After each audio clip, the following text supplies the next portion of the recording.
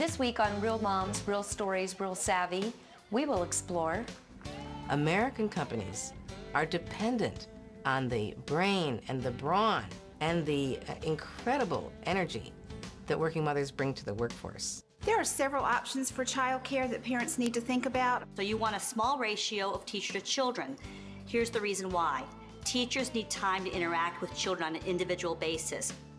Stay tuned for these topics and much more today on Real Moms, Real Stories, Real Savvy. One of the most important decisions you'll ever make is choosing the appropriate childcare for your baby.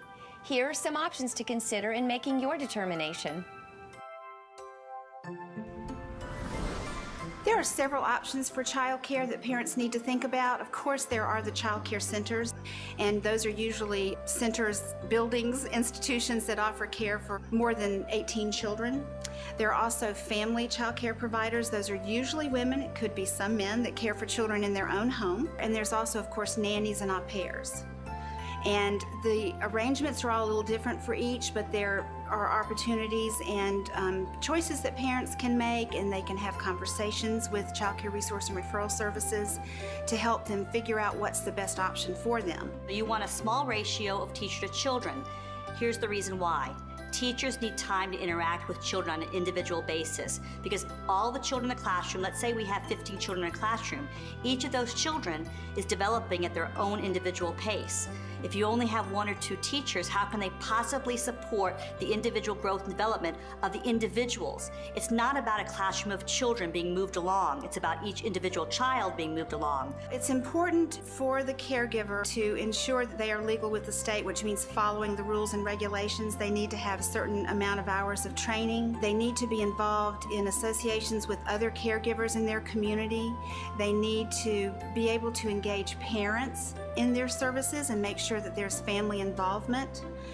They need to certainly understand everything there is to know about ages and stages of children. They need to be able to understand the expectations for a one-year-old so that they don't place expectations that are not appropriate for that age group. An early care and education director should have the following qualifications.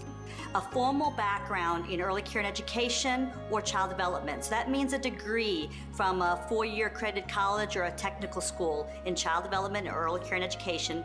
They may also have a credential like a national administrator's credential or a similar credential that is equal to something that's equivalent in their state. You really want to make sure that the center covers all of the four domains of learning when you're talking about activities at the center. So you're looking for holistic development of young children. So is the center offering physical activities that support not only gross motor skills like running, jumping, hopping, and skipping, but also are they thinking about fine motor skills like doing beading cards or lacing cards, or is a child getting involved with Legos? As far as cognitive development skills, we're looking for language development skills and thinking skills.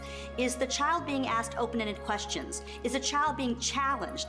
Is the child being able to make choices regarding their learning? As far as social and emotional development, critical components of the child care program that parents sometimes forget about when they're asking, is my child being told every single day they can do it? Are we helping the child get along with their friends? Are we teaching them better ways to behave? And emotional development means, does my child feel good in this environment? Does my child feel safe and supported in this environment? And do my teachers love my child for who I am? So don't be afraid when you go into a center and ask the director, what are you doing for my child's whole development, not just for their intelligence development? It's very important to monitor the child care arrangement so that your child is safe. And I would recommend that you go into and visit the center or the family child care home and talk to the director, visit the classroom, visit the teachers that your child will be engaged with. Look to your child and talk to your child or watch your child's body language regarding their child care provider. And watch the interaction between the teacher and the environment and your child to make sure that it's a safe and loving environment and it's what you want. But also safety things also include things like opening up the refrigerator, looking for hanging cords that might be from the window treatments, or looking at cables that are coming from possibly CD players where music is playing. Parents should ask, how often are your carpets cleaned? Also, safety issues include things like, are the teachers CPR and first aid certified? When was the last time the teachers went to training? When is the last time you had a fire drill? at this building? How long does it take you to get my child out? Is there a fire extinguisher? Is there a smoke detector? Look for the cleanliness around the diapering. The National Association for the Education of Young Children is the largest membership organization that supports teachers, parents, and children birth to age 8. There are actually 10 components that accreditation looks at very thoroughly. So if you go to an accredited center, you can be assured that this program understands developmentally appropriate practices. Thanks for joining us today. We look forward to seeing you again as we continue to bring you great advice on the topics that you've told us you care about.